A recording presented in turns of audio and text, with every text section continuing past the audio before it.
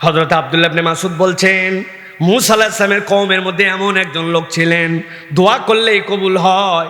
লোকজন তার কাছে গেল, গভীর মনোযোগ দেন, এটা শানে নুজুল। যাওয়ার পরে বলতে শুরু করলো, তোমার এই কওমের মধ্যে এমন একজন লোক আসছে, উল্টাপাল্টা কাজ করতেছে, আমাদের মধ্যে বিভেদ লাগাই দিয়েছে, আমাদের মধ্যে গন্ডগোল লাগাই দিয়েছে। মূসা আলাইহিস সালাম কিন্তু জালালি তবিয়তের নবী। কি তবিয়ত? আমরা একটা কেবল জানি যে মূসা আলাইহিস সালাম থাপড়ায় একটার জায়গার থেকে ব্রেক করে দিয়েছিলেন, এইটুকুই জানি। কিন্তু মূসা আলাইহিস সালামের এমন এমন ঘটনা হাদিসে আসছে, উনি কেবল জালালি নয়, আল্লাহর সাথে উনি যেভাবে কথা বলতেন আর কারো কথা বলারই অধিকার ছিল না। হযরত আদম আলাইহিস সালামকে বলছেন, আব্বা আপনার সাথে আমার কথা আছে আসমানে। কি কথা? বলতেছে, আপনাকে আল্লাহ জান্নাতে এত নিয়ামত দিল, খালি বললো লা তাকরাবা হাযিহিশ শাজারা, এই গাছের কাছে যাবেন না। আপনি কি দুঃখ এই গাছের কাছে গেছিলেন, যাওয়ার কারণে তো আজকে আমাদের এই অবস্থা। বাবা, এটা বানানো কথা না, এটা হাদিসের কথা। বাপের সাথে এরকম কথা বলতেছে। আদম আলাইহিস সালাম তো কুল মানুষ, আমাদের আব্বা। আব্বা বলছেন, তাই নাকি? হ্যাঁ ঠিক আছে। মূসা, তোমাকে আমাকে সকলকে দুনিয়ায় আসার আগে তোমার আমার আমলনামা, তোমার আমার তকদির কত হাজার বছর লেখা হয়েছে? বাবারে, কত হাজার বছর আগে লেখা হয়েছে? আব্বা বলতো। আদম আলাইহিস সালাম মূসা আলাইহিস সালাম বলছে, আব্বা 50,000 বছর আগে। বলে, তা আমার জান্নাতে ঢুকানোর 50,000 বছর আগে আল্লাহ লিখে রাখছে, তো আমি গাছের কাছে না যাই পারি? মূসা আলাইহিস সালাম অনন্য নবী ছিলেন। নবীজি ষষ্ঠ আসমানে দেখা করছেন মিরাজে যাওয়ার রাত্রে। সবগুলা বললাম না দীর্ঘ। ষষ্ঠ আসমানে যাওয়ার পরে জিবরাইল আমিন তাকে পরিচয় করাই দিয়েছেন, ইনি হচ্ছেন মূসা, ইনি হচ্ছেন আপনার ভাই পয়গম্বর, আল্লাহর পছন্দের ব্যক্তি। যেই না তিনি সালাম দিয়েছেন, সালাম দিয়ে মুসাফা করে বিদায় করেছেন। এরপরে নবী আলাইহিস সালাম, আপনার আমার নবী যখন উপর দিকে চলে যাচ্ছেন, মূসা আলাইহিস সালাম কি বলছে জানেন? মূসা আলাইহিস সালাম বলতেছে, আমার পরে আসছে আর দেখো উপর দিকে চলে যাচ্ছে। নবীজি আবার এই কথা শুনে ফেলছেন। শুনে জিবরাইল আমিনকে বলছেন, জিবরাইল এরকম গরম গরম কথা কে বলতেছে? বলতেছে, ওইটা মূসা আলাইহিস সালাম বলতেছে। বলতেছে, দেখো আল্লাহ পরে পাঠাইছে আর উপরে উঠে চলে যাচ্ছে, আমি এখানে, আমার পরে আসে উপরে চলে যাচ্ছে। হযরতে জিবরাইল আমিন বলছেন, আল্লাহ কিচ্ছু মনে করেন না, আল্লাহর সাথে তার কথাবার্তার ধরনটা এরকম। সুবহানাল্লাহ। ওই পয়গম্বরের ব্যাপারে ওরা আসছে, বালামের কাছে এসে বলছে, উনি সমাজের মধ্যে ডিস্টার্ব করতেছে, তার বিপক্ষে একটু আপনি বদদোয়া করে দেন। বালাম বলছেন, না, কথাবার্তা শুনে যা মনে হচ্ছে নবী হলেও হতে পারে, বদদোয়া করা যাবে না। বলছে, দুরু মিয়া, আমরা কি আমাদের স্বার্থে আসছি নাকি আপনার স্বার্থে আসছি? আপনার কাছে দোয়া করলে কবুল হয় জন্যই তো আমরা আসি। এখন মুসার দোয়া যদি কবুল হতে শুরু করে, এক বনের মধ্যে 2 ভাগ থাকে নাকি? আপনার খানকা হালকা হয়ে যাবে। আপনার স্বার্থে আসছি আমরা। বেচারি টোপ গিলে নিজে, টোপ গুলে নিয়ে দোয়া করছে, আল্লাহ মূসার তার কওমকে ধ্বংস করে দাও। এই দোয়া করতে দেরি আল্লাহ এলহাম করে তার কাছে পাঠাইছেন, বালাম কপাল পোড়ার দলে চলে গেলি, বেঁচে থাকা অবস্থায় আর কোনোদিন তোর দোয়া কবুল করা হবে না। গভীর মনোযোগ দেন। আল্লাহ রাব্বুল আমিন এই জায়গাতে এবার বর্ণনা করছেন, নবী আপনি জানান, এই নেচারের লোক যাদের, তাদের 4টা অপরাধ থাকবে। কয়টা? কথা বলতে হবে, কয়টা? হাতগুলা রেডি করেন এরকম করে, হ্যাঁ উঠে বসো, হাত নিচে নামাও, বলেন অপরাধ কয়টা? হাত বের করেন, হাত বের করে উপরে দেখাতে হবে, হাত রেডি করেন। আবার অপরাধ কয়টা? সকলের হাত ওঠে নাই, লাস্ট চান্স দিলাম আর একবার, হাত নামান সবগুলো একসাথে তোলেন। অপরাধ কয়টা? সব হাত উঠছে? ওই একটা চাচা খালি বাদ গেছে, ওই যে মাফলার পরা, এবার তুলছে, হ্যাঁ হ্যাঁ, হাত নামান। এবার খেয়াল করেন, আমি আপনাদের কাছে এমনি এমনি আসি না, এটা আমার একটা প্রজেক্ট, বলছি না আপনাদের কাছে 1 লাখ লোক থাকলেও যা বলতাম, আপনারা যা আছেন তাই বলতেছি। ভালো করে খেয়াল করেন, আল্লাহ বলছেন, ওয়াতলু আলাইহিম নাবা আল্লাযী আতাইনাহু আয়াতিনা, আল্লাহর পক্ষ থেকে যাকে আয়াত দেওয়া হয়েছে। আয়াত মানে কি? আল্লাহর নিদর্শন। আল্লাহ রাব্বুল আমিনের হুকুম আহকাম সে স্পষ্ট বুঝে ফেলছে। ফানসালাখা মিনহা, আল্লাহর নির্দেশ বোঝার পরেও সেখান থেকে সে পৃষ্ঠ প্রদর্শন করেছে, মুখ ফিরায় নিছে। বলেন তো বুঝে না না বুঝে? বুঝে। কি বলেন? একটা লোক ট্রেনে উঠছে, খুলনা যাবে, জয়পুরহাট স্টেশন থেকে ঈদের মধ্যে এত ভিড়, হ্যান্ডেল ধরে দাঁড়ায় গেছে, দাঁড়ানোর জায়গা নাই, পা ফেলার জায়গা নেই, এরকম ভিড় হয় না ভাই?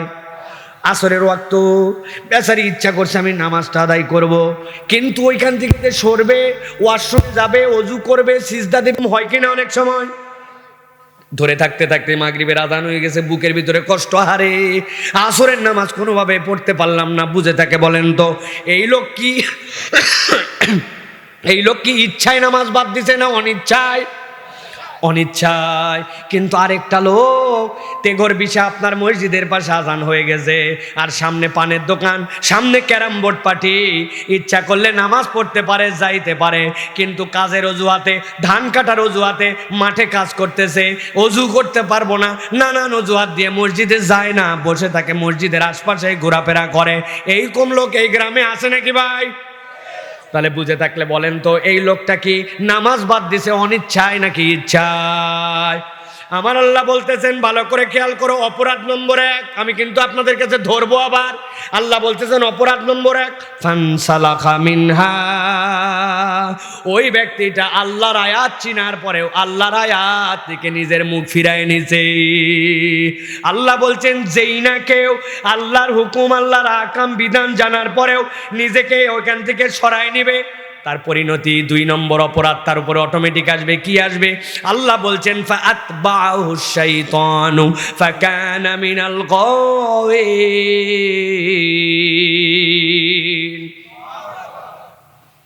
আপনি আপনার বাচ্চাকে বকা দিছেন, এই শয়তানি করবি না, বলি কিনা?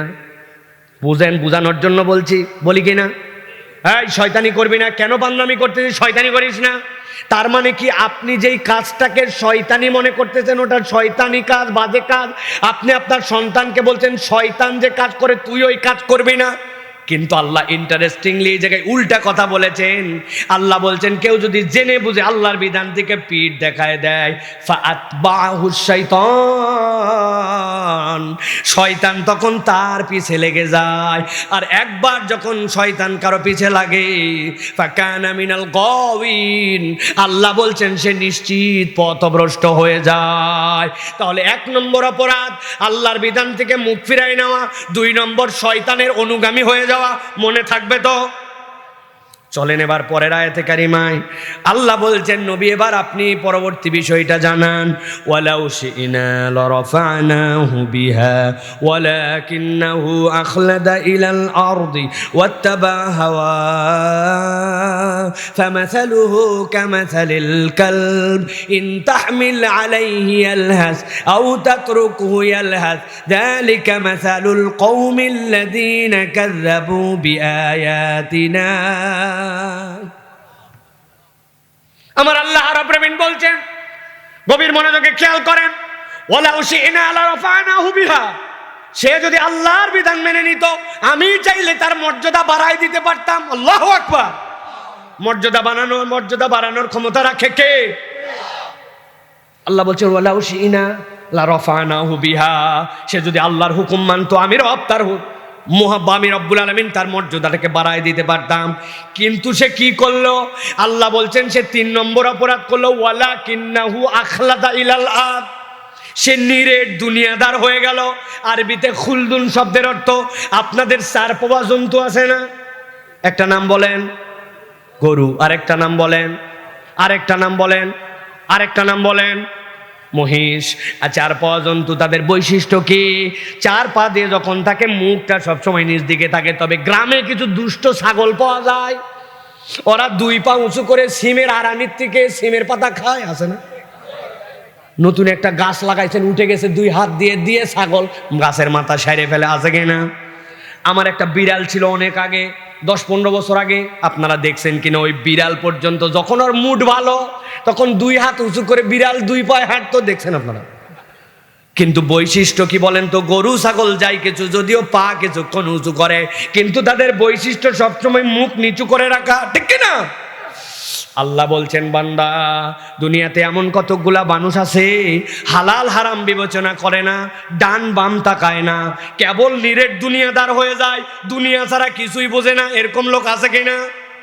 বলছেন আছে, কিন্তু বুঝেন নাই। আমি দেখি একটু উদাহরণ দেই, বুঝতে পারেন কিনা। আপনার সাথে দেখা হয়েছে, নিউ মার্কেটে গেছেন, বলছে ভাই আপনার মতো চেনা লোক বলে কেনা দামে দিলাম, আছে না ভাই? জীবনে দেখা হয়নি, ওর নাম দিছে চেনা লোক, না কেনা দামে দিলাম বলে 500 টাকা গলা কাটে ফেলছে, হয় কিনা? আবার বলছে আহা আপনি আমার বোনের কাস্টমার, সকাল 11টার সময় আগে 10টা বিক্রি শেষ, কিন্তু বিক্রির জন্য হালাল মাল, হালাল দোকান, হালাল আইটেম, কিন্তু বলছে বোনের কাস্টমার, বলে কিনা? আপনার হালাল জিনিসকে কেবল নিরেট দুনিয়াদার হয়ে আপনি হারাম বানায় ফেলেন। এরকম অনেক মানুষ আছে, চিন্তা করছে টাকা পয়সা অনেক আছে, কি করব এখন, রেখে দে তো। আরে রাখ, ইসলামী ব্যাংকও যা, অন ইসলামী ব্যাংকও এক, সব একই রকম, বলে কিনা অনেকে।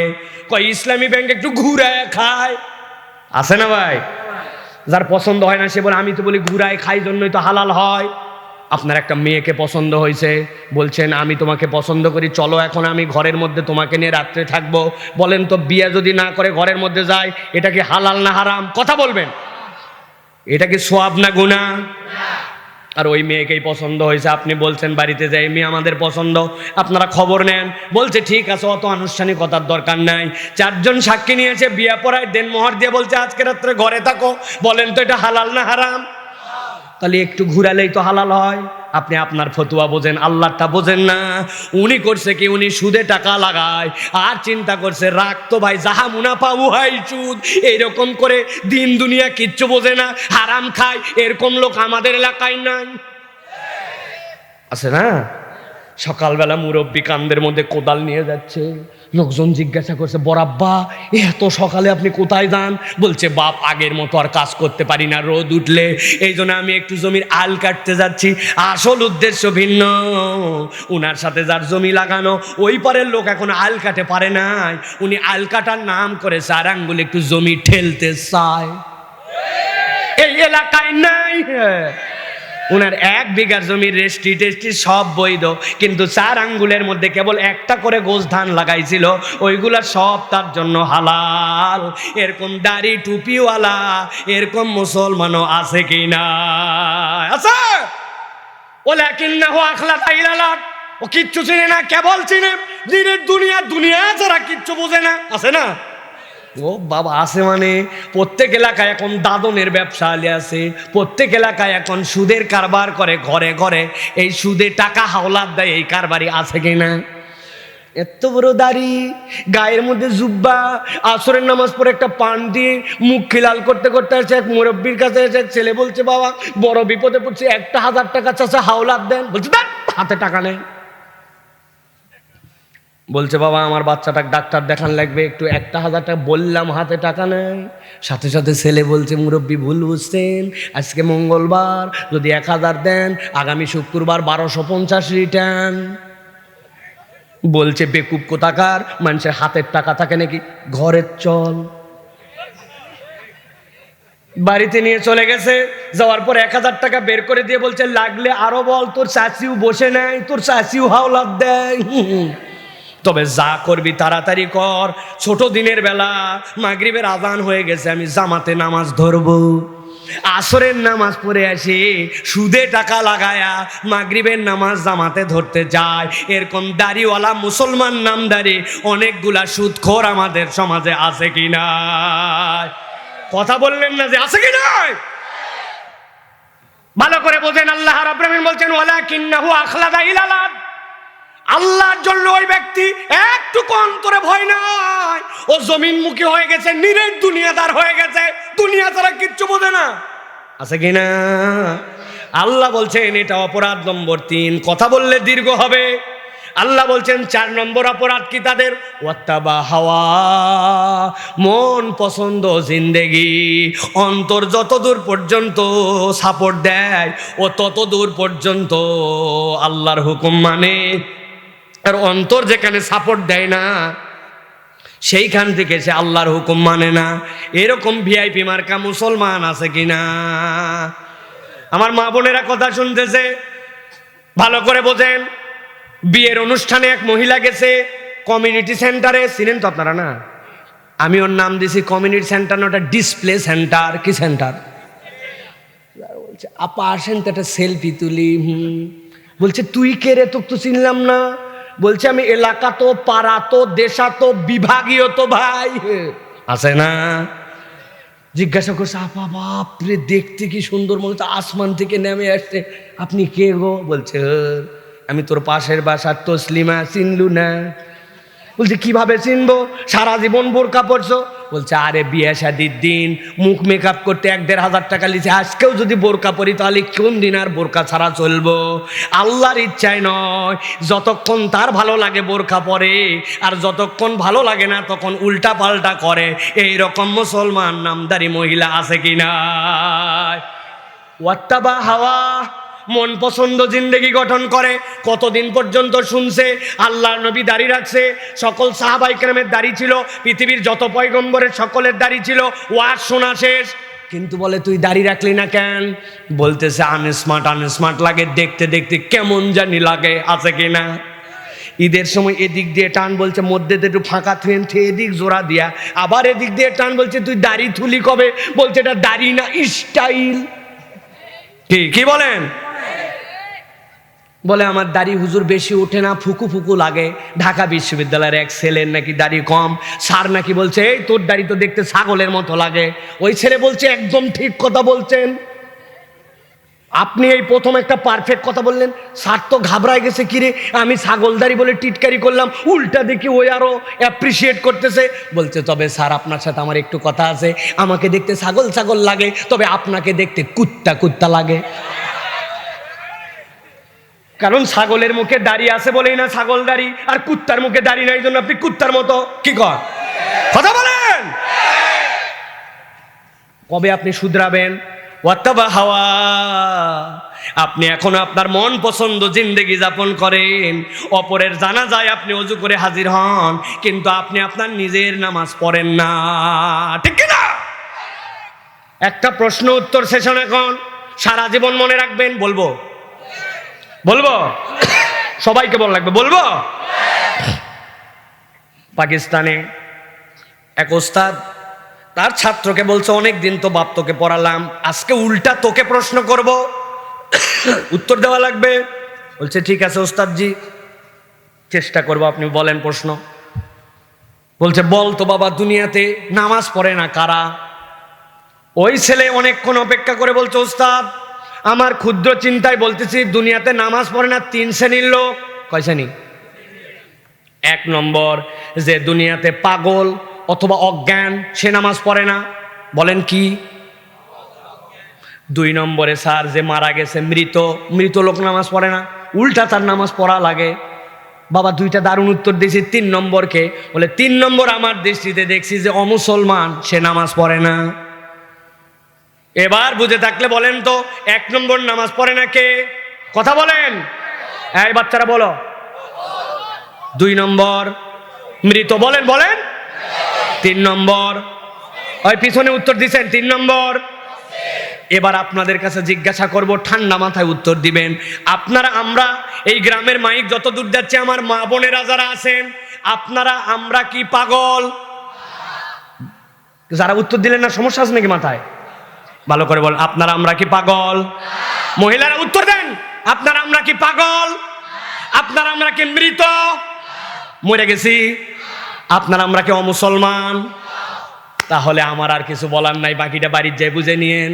আপনি যদি নামাজ না পড়েন, এই 3টার কোনো একটার মধ্যে আপনি আছেন। হয় মরা, যদি বলেন না আমি মরি নাই, আপনি পাগল না আমি পাগল না, তাহলে আপনি হয় মুসলমান না অমুসলমান। আমার কিন্তু কিছু বলার নাই, আপনারা আপনাদের উত্তর ক্লিয়ার করছেন। মসজিদের উদ্যোগে মাহফিল, মসজিদে নামাজ লোক পাওয়া যায় না। আমি একদিন মাগরিবের নামাজ পড়ছি, একাই একামত দিয়ে, একাই আজান দিয়ে, একাই জামাতে নামাজ পড়ছি মসজিদে। এই মসজিদে লোক নাই। ওই যে মসজিদ, জান্নাত থেকে তাকায় দেখি নিচে মাঠের মধ্যে কাজ করতেছে, মাল কাজ মারে মুসলমান, কিন্তু ওই মসজিদে লোক নাই। আমি আল্লাহকে সাক্ষী রেখে বানায় বলতেছি না। ওই যে জাবির বসে আছে, কোথায় দেখলাম? কই গেছে জাবির? এখানে বসেছিল একটু আগে। কই এরা গেছে কোথায়? আমার এগুলা মামাতো ভাইটা, এরা গেছে কোথায়? শালা সম্বন্ধীরা। ওকে বাড়ির থেকে ডাকে নিয়ে আসছে, আয় ভাই আয়। পরে ওকে পিছনে দাঁড় করায় নামাজ পড়ছে এই মসজিদে। ভালো করে বোঝেন, ওয়াত্তাবা হাওয়া। 4 নম্বর অপরাধ কি? মন পছন্দ জিন্দেগি। আমার মন যতটুকু টানে ততটুকু ইসলাম পালন করি, যতটুকু টানে না ততটুকু ইসলাম পালন করি না। ঠিক না? বাচ্চাকে মারতেছে সকাল 8টার সময়। জিজ্ঞাসা করছে, বাবা এত বাচ্চা মারেন কেন? বলে মারবে না মানে? একটা প্রাইভেট যেই স্যার লোকই নেয় না, মাসে মাত্র 8টা ক্লাস করে, অনেক জোরাজুরি করে 3000 টাকা দিয়ে প্রাইভেটে দিয়েছি, বদমাইশ 8টার সময় ঘুম ভাঙে না, মার বেদম মার। মা মারতেছে, বাচ্চা পাগলের মতো কাঁদতেছে। এই মা 8টা ক্লাস মিস করে জন্য সন্তানকে মারে, কিন্তু বাড়ির থেকে ফজরের নামাজে 2 বছর হলো একদিনও ফজরের জামাতে যায় নাই, এমনকি ঈদের দিনও ফজরের নামাজে যায় নাই। বাপ মা কিচ্ছু বলে না, এরকম পিতা মাতাতে ঘরে না। ভালো করে বুঝে নেন, ভালো করে বুঝে নেন। আল্লাহ রাব্বুল আলামিন বলছেন, ওয়াত্তাবা হাওয়া ফামাসালুহু কামাসালিল কালব ইন তাহমিল আলাইহি ইয়ালহাস আও তাতরুকু ইয়ালহাস যালিকা মাসালুল কওমিল্লাযীনা কাযযাবু বিআয়াতিনা ফাকসুসিল কসাস লাআল্লাহুম ইয়াতাফাক্কারুন।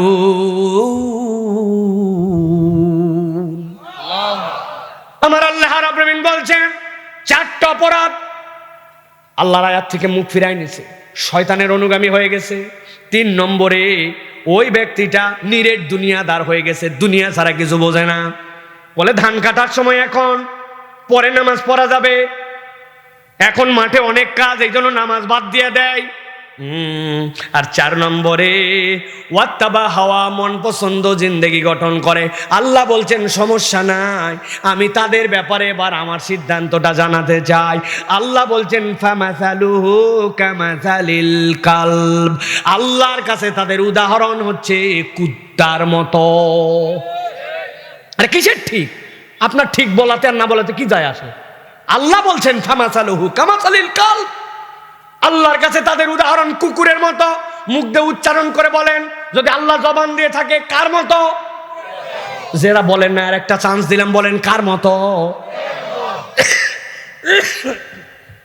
নিশ্চয় চিন্তা করছেন কুত্তা খুব খারাপ প্রাণী, নোংরা প্রাণী, এই জন্য আল্লাহ কুত্তার উদাহরণ দিয়েছে, তাই না?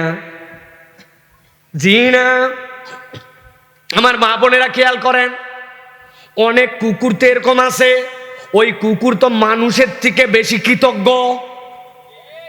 আরে ঠিক বললেও ঠিক, না বললেও ঠিক। আমার নিজের প্রমাণ আছে। আমি চায়ের দোকানে ঢাকায় বাসার থেকে নেমে চা খেতে বসছি, বসার পরে চায়ের কাপ হাতে নিছি, আর আমি দেখছি উপরে তাকায় অনেক বিস্কুট ঝুলতেছে, ওর মধ্যে থেকে একটা বিস্কুট বলছে দেন তো, এনার্জি বিস্কুট, প্যাকেটের দাম কত?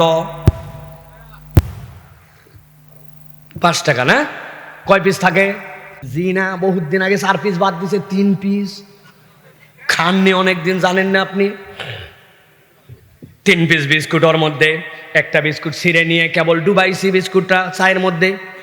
এমন সময় দেখি এক লোক এসে, সাইফুল্লাহ ভাই আপনি এখানে? ওই চিন্তা করছে, হাই হাই মোবাইলের বক্তা সামনে কিভাবে আসলো। বড় আসসালামু আলাইকুম রহমতুল্লাহ। আমি বললাম, ভাই অবাক হচ্ছেন কেন? এখানেই তো আমার বাড়ি, আমি এখানেই থাকি। ওয়ালাইকুম আসসালাম রহমতুল্লাহ। এই যে তার সাথে আমার কথোপকথন, এই কথোপকথনে আমার 7-8-10 সেকেন্ড চলে গেছে। চায়ের মধ্যে বিস্কুট চুবানো, এবার উঠায় মুখে দিব, দেখি বিস্কুট অ্যাক্সিডেন্ট করছে, অ্যাক্সিডেন্ট করে নিচে পড়ে গেছে। যেই না বিস্কুট নিচে পড়ে গেছে, পাশে ছিল একটা কুকুর, দেখি ওই কুকুর উঠে চলে আসছে এই জায়গায়। আসার পরে 3 সেকেন্ডের মধ্যে সাপ। বাকি আমার কাছে যে 2টা বিস্কুট ছিল, ওইগুলা কোনো রকম খাইয়ে টাইয়ে আমি চলে গেছি। পরের দিন আবার ওই চায়ের দোকানে আসছি, আসতে দেরি নাই, দেখি একটা কুকুর লেজ ডাউন দিয়ে মাথা নিচু করে কেমন কেমন আমার কাছে কোথায়। আমি দোকানদারকে বললাম, এই কুত্তা এরকম করে কেন? বলছে, হুজুর গতকালকে আপনি যে একটা বিস্কুট খাওয়াইছিলেন। আমি বললাম, কই আমি বিস্কুট খাওয়াইছি? বিস্কুটটা আমি খাওয়াইনি, বিস্কুট তো আমার অনিচ্ছাতে পড়ে গেছিল। বলে, ওই যে গতকালকে খাওয়াইছিলেন, ওইটার কৃতজ্ঞতায় আজকে লেজ নামায়া মাথা নামায় আপনার কাছে কৃতজ্ঞতা জানাতে আসছি। অনেক মানুষ আপনি এরকম খুঁজে পাবেন, তার সারা জীবন উপকার করছেন, হাওলাত দিছেন, তার কল্যাণে আসছেন, কিন্তু আপনার যখন বিপদ কৃতজ্ঞতা আদায় করে না, উল্টা আরো বাঁশ দেয়, ঠিক কিনা? কুকুরের থেকে ওরা নিকৃষ্ট। আল্লাহ তাহলে কেন বললেন যে তাদের উদাহরণ কুকুরের মতো? কথা আমার শেষের দিকে, গভীর মনোযোগে খেয়াল করেন। আল্লাহ বলছেন ফামাসালুহু কামাসালিল কালব ইন তাহমিল আলাইহি আলহাস আও তাতরুকু আলহাস। আরবিতে লাহাস শব্দের অর্থ হচ্ছে পিপাসার্থ। পিপাসা যখন পায় কুত্তার তখন জিহ্বা বের হয়। আল্লাহ বলছেন ইন তাহমিল আলাইহি আলহাস, কুকুরের পিঠে তোমরা কেউ বোঝা চাপায় দাও না, কিন্তু কেউ যদি কুকুরের পিঠে বোঝা চাপায় দেয় বা না দেয়, পিপাসার্থ হলে কুকুরের জিহ্বা বের হবে। কি শীতে কি গরমে। কুকুরকে আল্লাহ বুঝাচ্ছেন অস্থির প্রাণী, সে কখনো স্থির থাকতে পারে না। দেখবেন রাত্রেবেলা শুয়ে আছে, কেউ কোনো ডিস্টার্ব করে না, চুপ করে, তাও কান নড়তেছে, লেজ নড়তেছে, আছে কি না? আমার আল্লাহ বলতেছেন যদি তুমি ফানসালাকা মিনহা, আল্লাহর আয়াত জানার পরেও, বিধান জানার পরেও মুখ ঘুরায় নাও, শয়তান যদি তোমার অনুগামী হয়, দুনিয়াদার নিরেট তুমি যদি হয়ে যাও, হালাল হারামের বিবেচনা করো না, আর যদি তোমার মন পছন্দ জিন্দেগি গঠন করো, আমি আল্লাহ বললাম তোমার চরিত্র কুকুরের চরিত্রের সাথে আল্লাহ মিল করে দিবেন। দুনিয়ার সব হবে হয়তো, কিন্তু দুনিয়াও তোমার শান্তির স্থিরতার হবে না, তোমার পিপাসা দুনিয়াতেও মিটবে না, কিয়ামতের দিনে যাওয়ার পরেও তোমার কখনো শান্তি হবে না। একটু হিসাব মিলায় দেখেন আমাদের জীবনগুলো এখন স্থির না অস্থির? আমি হুজুর সহ চাই চাই আরো চাই, আরো চাই, আরো চাই, চাওয়ার কোনো শেষ নাই, ঠিক কিনা?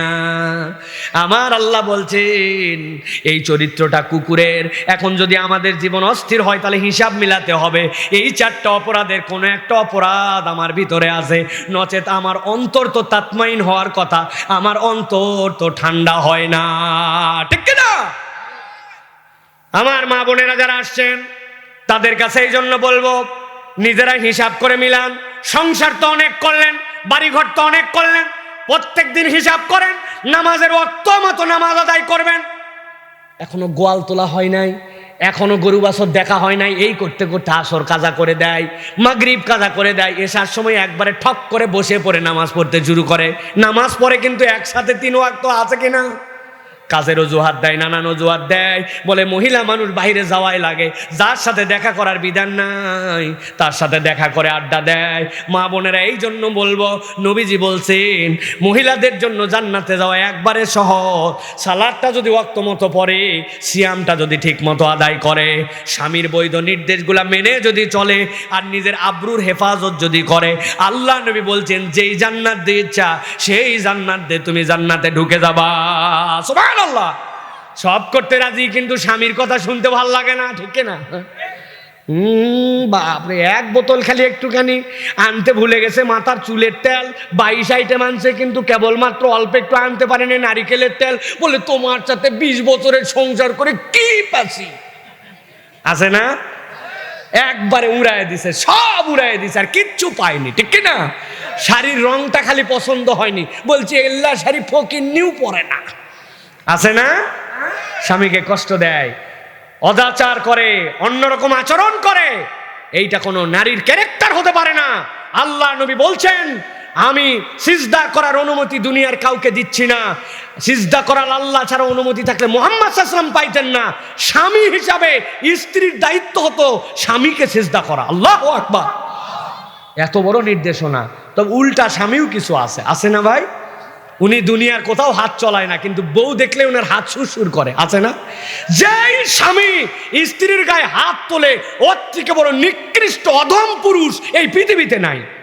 বলে আমার রাগ হয়, আর কিসের রাগ হয়? আপনার ভুয়া রাগ। আপনি আপনার রাগকে নিয়ন্ত্রণ করতে পারেন, কিন্তু আপনি ইচ্ছা করে করেন না। বলে হুজুর প্রমাণ দেন। দিব প্রমাণ, দিব প্রমাণ। স্বামী স্ত্রীর গন্ডগোল, ফাটাফাটি, যুদ্ধ, মনে হচ্ছে এখনই 3য় বিশ্বযুদ্ধ লাগে যাবে, এরকম। কেউ কাউকে দেখতে পারতেছে না, ওরে করা অবস্থায়। এমন সময় দরজায় কে যেন এসে ডাক দিছে, টুক টুক টুক টুক। চিন্তা করছে আসার সময় পাইনি, কে আসছে রে? একবারের বদলে আবার 3বার ডাকতেছে, খালি যাই, খালি পিক আপ নিয়ে গেছে। বইয়ের উপরে যেগুলা রাগ, ওগুলা রাগ, আবার দরজার বাহিরের রাগ, 3বারের ডাকার রাগ, সব মিলে দরজা যেই খুলছে, খুলে দেখে এলাকার এমপি সাহেব। ভাই আপনি বলে আসবেন না? এই সময় চলে আসেন, এই দেখো দেখো এমপি সাহেব এসে গেছে, নাস্তা দাও, বসা দাও। আপনি না একটু আগে তৃতীয় বিশ্বযুদ্ধের প্রস্তুতি নিচ্ছিলেন, এমপি থেকে আপনি ফুস কে কথা বলেন। তার মানে আপনি আপনার রাগ চাইলে নিয়ন্ত্রণ করতে পারেন, করেন না, এটা শয়তান এবং আপনার ভণ্ডামো। এই করে যদি আপনি স্ত্রীকে গালাগালি করেন, স্ত্রীর সাথে সব গরম দেখান, এটা ঠিক নয়। আল্লাহর কাছে আর স্ত্রীর কাছে মাপ চাই নেবেন, তাছাড়া কবরে যায় বাম্বু ডবল হয়ে যাবে। আপনি পরের বেটিকে নিয়ে এসে ঘরের মধ্যে শাসন করেন, হ্যাঁ, আপনার বেটিকে যেখানে বিয়ে দিছেন ওখানে যদি বাম্বু ফটাস করা হয় কেমন লাগে? সহ্য করতে পারবেন তো না? নাকি বলবেন যে জামাই শোনো একটু মারো, কিন্তু আমি কিন্তু বউকে যেহেতু মারি, তুমি একটু মারো বাবা, শুনলাম তুমি মারোই না, আমার মনটা ভাল লাগে না। আসে নাকি এরকম কোনো বলদ? তাহলে বউয়ের সাথে আপনি কেন খারাপ কথা বলেন? কথায় কথায় ময়াকার গয়ে দীর্ঘই বানান করে দিব। এই বাচ্চা বানান পারো বাবা? বানান করবো বানান? হ্যাঁ বাবা, মানুষের যার সাথে আপনি রাত্রে শোন থাকেন তাকে আপনি এরকম করে গালাগালি করেন, এত সোজা না হিজাব, এত সোজা না হিজাব। এই জন্য স্বামীর প্রতি স্ত্রী, স্ত্রীর প্রতি স্বামী একটা ভালোবাসা, একটা শ্রদ্ধা, একটা পারস্পরিক বোঝাপড়া, এটা বেহেশতের পরিবেশ, ঠিক কি না? এই জন্য প্রিয় ভাইরা, প্রিয় মা বোনেরা, আপনাদেরকে বলবো নামাজটা ঠিক মতো আদায় করবেন। আর এক ওয়াক্ত নামাজ কাজা করে আরেক ওয়াক্তে কখনো পার করবেন না। পর্দাটা ঠিকঠাক মতো রাখেন। আর কোরআন তেলাওয়াতের জন্য একটা নির্ধারিত সময় নির্ধারণ করে নেন। দুনিয়া একদিক, আপনি একদিক। একটা ওজিফার বই নেন। একটা মেয়ের প্র্যাকটিক্যাল লাইফে কিছু ওজিফা লাগবে। নামাজের পরে আপনি দোয়া তাসবিহ পড়বেন, ফজরের পরে কি পড়বেন, মাগরিবের পরে কি করবেন। বাড়িতে এমনি বরকত হয় না, এগুলো ওজিফা আমল, এইগুলার দ্বারা আল্লাহ বাড়িতে বরকত দেন। শেষ আয়াতে কারিমা আল্লাহ বলছেন ফাকসুসিল কাসাস লাআল্লাহুম ইয়াতাফাক্কারুন। নবীজি আপনি এই গল্পটা বলেন, এই ঘটনাটা জানান এমনি এমনি দেওয়া হয় নাই। আশা করা যায় এই গল্পটা তেগরের মানুষ যখন শুনবে ওরা বাড়িতে যে চিন্তা করবে যে আল্লাহ রব্বুল আমিন চাইলে ইজ্জত দিতে পারেন, কিন্তু রব্বুল আমিনের কথার বরখেলাপ করে আমি নিজেই নিজের ইজ্জত হারায় ফেলছি কিনা। আল্লাহ শেষ করতেছেন সাআমাসালাল কওমুল্লাযীনা কাযযাবু বিআয়াতিনা ওয়া আনফুসাহুম কানু ইয়াজলিমুন। তবে তাদের কাছে এই কথা এফেক্ট ফেলবে না যারা আল্লাহর আয়াত মানে না, বলা না বলা তাদের কাছে সমান। আল্লাহ বলছেন আর তারা নিজেরা নিজেদের জন্য জুলুমকারী। আজকে শপথ নিয়ে যেতে হবে, আমরা কি আল্লাহর কথা শোনার লোক নাকি আল্লাহর কথা বাদ দেওয়ার লোক? শোনার লোক না বাদ দেওয়ার লোক? বাদ দেওয়ার লোক না শোনার লোক? যদি শোনার লোক হয় তাহলে বাড়িতে যাই চিন্তা করবেন যে আজকে আমরা যে আলোচনাটা শুনলাম, কোরআনুল কারীম থেকে 2 ঘন্টা বসে থাকলাম, যে আল্লাহ রাব্বুল আমিন নবীকে বলছেন যে লাআল্লাহুম ইয়াতাফাক্কারুন। আশা করা যায় তারা চিন্তা করবে যে আল্লাহ, আমি কি আল্লাহর কোনো বিধান জানার পরেও অস্বীকার করতেছি কিনা? আমি কি আল্লাহ রাব্বুল আলামিনের দিকে মুখ ফিরাই নিছি কিনা? শয়তানকে আমার পিছে লেগে গেছে কিনা? আল্লাহর হালাল হারামকে আমি মানতেছি না। আল্লাহ যদি আমরা এটা চিন্তা করি, আজকের মাহফিল সফল, আয়োজন সফল, আজকে আমাদের আশা বসাও সফল। আল্লাহ যেন আমাদেরকে বোঝার তৌফিক দান করেন, বলেন আল্লাহুম্মা আমিন।